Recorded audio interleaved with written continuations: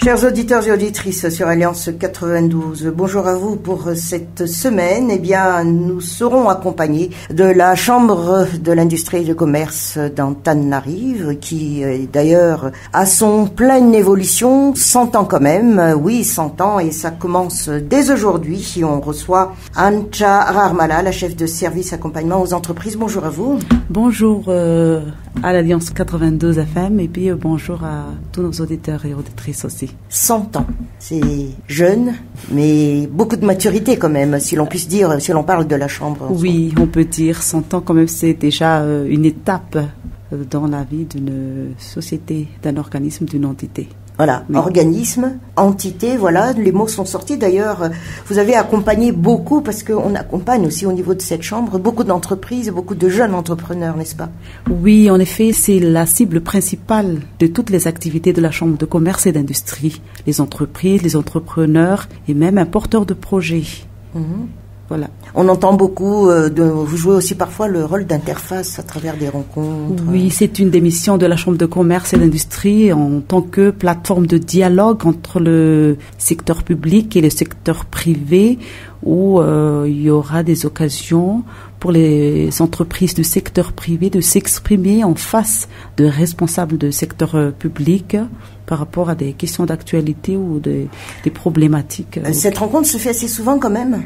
Oui, systématiquement, il y a au sein du service accompagnement aux entreprises, nous organisons des séances qui promeuvent cette plateforme de dialogue entre le public et le privé. Donc on parle de fiscalité, oui, on parle d'exportation, d'importation, de besoins. Oui, de besoins, et on parle même du foncier. Foncier on a aussi. Déjà, on travaille avec les institutions et les différents ministères pour faire passer des messages au secteur public qui est souvent le bénéficiaire, l'utilisateur des services du secteur public. D'accord, donc vous mettez en phase le secteur privé et l'administration publique. Donc, en effet. Voilà, alors 100 ans, oui, mais en aidant aussi les entrepreneurs, vous avez adopté depuis quelques années quand même une nouvelle restructuration au sein de la Chambre. Oui. Pourquoi? Les entreprises ne cessent d'augmenter. Il y a des créations, il y a beaucoup d'activités nouvelles. Et puis, la Chambre de commerce a pensé appuyer, accompagner ces entreprises, quelles que soient ces activités qu'elles entreprennent. Et pourtant, maintenant, cet élan a été estompé par une crise sanitaire. Oh oui. Mais la Chambre de commerce a planifié des solutions post-Covid, si je peux dire, en organisant beaucoup d'activités qui répondent aux besoins des entreprises face à cette crise sanitaire du Covid. Entre autres, nous avons créé des produits spécifiques pour l'amélioration de la visibilité des entreprises, par exemple, parce que le confinement, tout le monde a été obligé de rester en un seul endroit. Et puis, la création de cette plateforme en ligne pour aider les entreprises à améliorer leur visibilité, à promouvoir leurs produits, surtout le produit Vita Malagasy, parce que on est là contraint de consommer local. Oui. C'est presque un nouveau apprentissage avec le modernisme. Nouveau apprentissage on ne voit pas où est le mal, parce qu'on a de bons produits, on a de bonnes potentialités en ce qui concerne les produits locaux. Oui, alors post-Covid, mais n'empêche, vous avez dit, la Chambre est ouverte à toute entité d'entreprises qui sont membres, évidemment, mais vous êtes aussi présent sur 22 régions, vous êtes bien représentés?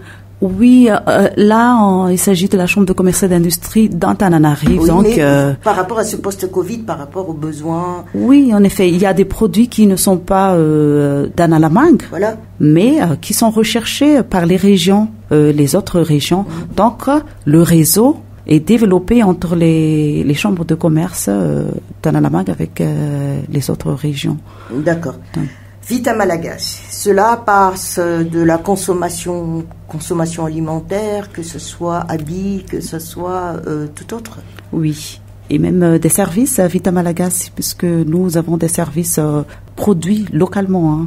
Ouais. Oui, les comptabilités, les autres services de santé, d'assurance et tout ça aussi, on appelle ça aussi Vita Malagas parce que ça sort du local.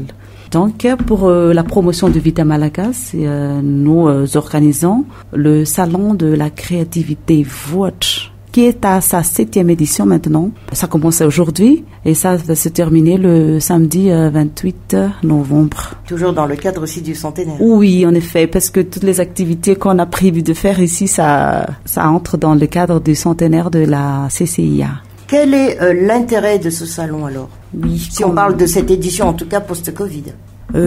Ayant pour thème principal le Vita Malagas à l'ère du numérique. Donc, tout ce qui est digitalisation sera développé durant ce salon de la créativité Watch. Donc, à part les expositions ventes en présentiel, les produits Vita Malagas seront aussi promus à travers une plateforme numérique Salon Watch en ligne que nous avons développé spécialement pour appuyer les entreprises dans le cadre de cette post-Covid, évidemment.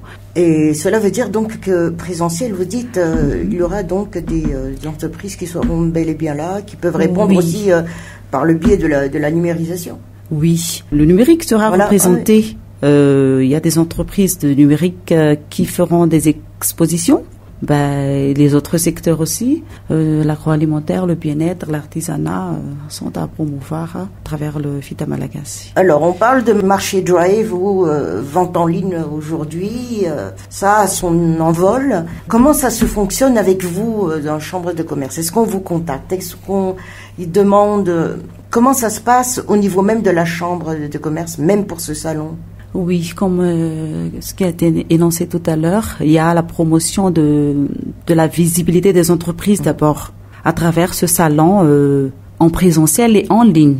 Je l'ai dit en temps parce que on est en train de voir ce que les entreprises peuvent faire même s'ils ne bougent pas de leur siège. Donc, on promeut la vente en ligne via cette plateforme en publiant des offres et demandes, en publiant des catalogues de produits, des prix de produits, mais aussi en recherchant des opérateurs de marché potentiels qui peuvent intéresser ces entreprises. Par exemple, nous avons des fournisseurs de matières premières en fruits et légumes. Je prends un exemple. Et puis, nous avons aussi des opérateurs de marché qui peuvent s'approvisionner à partir de ces entreprises. On parle de restaurants. Oui, restaurants ou bien des industries agroalimentaires de transformation. D'accord. Oui, spécialement parce que ils ont besoin de matières premières pour produire leurs produits. Et puis, on a d'autres champs aussi pour ce qui est du packaging, par exemple. Donc. En effet, oui, parce que tout ce qui est agroalimentaire ont besoin de packaging, n'est-ce pas? Et puis, on a organisé des séances où ces entreprises peuvent se rencontrer. De notre part, les entreprises qui recherchent des clients pour leurs produits, packaging, emballage et conditionnement et tout ça. Et d'autre part, les entreprises qui ont besoin de pacter leurs produits pour pouvoir les dispatcher et en ça, on ligne peut le ou en voir aussi au présentiel. salon, donc, tout compte fait. En effet. Ouais. Mais là, on a parlé de produits de consommation, mais vous avez parlé aussi d'autres services Vita Malagas, par exemple la comptabilité. Un peu plus d'éclaircissement. C'est-à-dire, il y a des entreprises qui ont besoin vraiment de comptables ou de... Pas seulement les entreprises qui ont des structures, oui, mais nous avons aussi les micro et très petites entreprises qui sont en train de se formaliser et qui ont besoin de services externes pour les aider à la gestion de leur comptabilité. Et tout ça. Et donc, vous leur offrez cette opportunité aussi d'entrer dans le cadre du formel. Oui, bien sûr. Toutes les entreprises membres de la Chambre de commerce sont des entreprises formelles, mais nous savons qu'il y a beaucoup d'informels et on les sensibilise à entrer un peu plus dans la formalisation de leur structure. D'accord. E-commerce, oui. Mais vous avez aussi un autre produit au niveau de la Chambre de commerce et d'industrie d'Antananarive, c'est le Bazar Mada.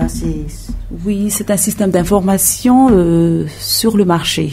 Il s'agit aussi d'une plateforme sur laquelle on peut savoir les prix d'un produit, les débouchés d'un produit et même la source d'un produit. Il y a des offres et des demandes qui circulent dans cette plateforme à travers la téléphonie mobile. D'accord. Alors là, on a parlé un peu du contenu même donc de votre, mais il faut aller au salon. Où se trouve ce salon? Oui, le salon se déroule à l'annexe CCIA en Tanmen. Ça commence aujourd'hui. Oui. Et puis, il y aura beaucoup de produits créatifs, si je peux dire, parce que Fauch, là, c'est le salon de la créativité. Ça a commencé en 2013 et comme on l'a dit tout à l'heure, ça évolue de plus en plus pour que ça porte bien son nom.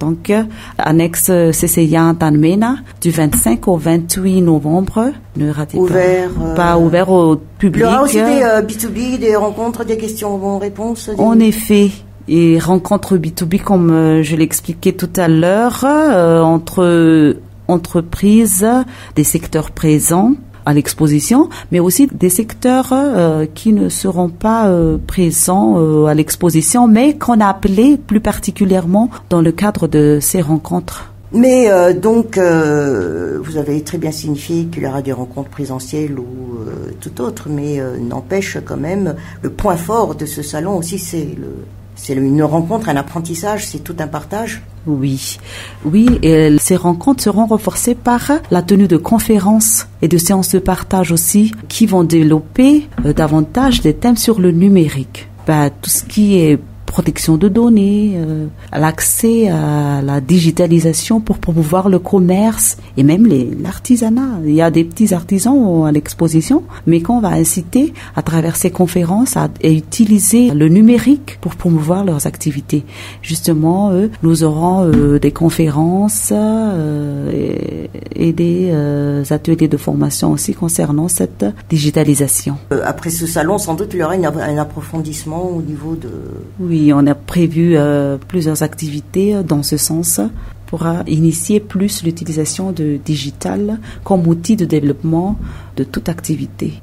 D'accord. Là, on parle de la Chambre de commerce et d'industrie d'Antananarive, mais Antananarive ne peut pas tout faire aussi. Il faut que ça donne cette opportunité aux autres régions aussi de s'épanouir à travers le commerce, l'industrie. Et vous êtes, la Chambre de commerce de Madagascar est implantée aussi Fontaine, à travers donc les pôles dans chaque région. Vos relations en Antananarive et les autres régions, comment ça se passe? Oui, les chambres de commerce et d'industrie des régions sont en relation permanente. On est appelé à travailler ensemble puisqu'il s'agit de Madagascar là, et toutes les entreprises sont concernées par les activités des chambres de commerce de Madagascar. Oui, mais il y a les autres chambres internationales aussi. Oui, en effet. Alors, quels sont les échanges fructueux ou qui méritent d'être encore appuyés avec, par exemple, les chambres de commerce d'ailleurs? Oui, nous sommes membres de l'Union des chambres de commerce et d'industrie de l'océan Indien, avec les 6 îles de l'océan Indien, où un réseau est développé non seulement entre les CCI, mais entre les entreprises membres des CCI aussi. Donc, on a déjà pu organiser plusieurs activités qui réunissent les entreprises des 6 îles de l'océan Indien. Mais à part cela, nous sommes aussi membres de la conférence permanente des chambres consulaires francophones africaines. C'est grand, c'est un peu plus grand aussi. Oui, c'est un peu plus grand et puis ça peut toucher beaucoup plus d'entreprises, de secteurs et puis de régions, de pays. Ça a une envergure un peu plus élargie, quoi. Mais en tout cas, l'objectif ici, le label, c'est le Vita Malagasy. Oui, promouvoir le Vita Malagasy et consommer le Vita Malagasy. Il y a des produits, des services Vita Malagasy qui sont vraiment... Mais c'est presque pas tout un apprentissage quand même que vous voulez lancer là à travers ce salon. Si l'on y revient un petit peu, puisque aimer ses propres produits, c'est un défi quand même par rapport à cette ouverture commerciale d'aujourd'hui, des services d'aujourd'hui. Oui, un apprentissage, oui. Mais les gens ont commencé à apprécier le produit local, hein. Vous savez. Ça a commencé avec le confinement. Voilà, une bonne chose que le confinement a créé, c'est de consommer, de rechercher des produits locaux. Le Vita Malagasy. Tout secteur confondu. Tout secteur confondu. Tout service offert. Oh oui. Eh bien, nous souhaitons donc à la Chambre de commerce et d'industrie d'Antananarivo 100 autres années. Et pour ce salon, eh bien, voilà, nous sommes maintenant dans la digitalisation, l'e-commerce, l'e-production, tout cela. Comme quoi l'informatique peut soulager aussi certaines labeurs de déplacement ou de contraintes aussi. Et bon vent à vous alors. On vous remercie et on remercie l'Alliance 92 FM de nous avoir reçus pour ce jour. Merci.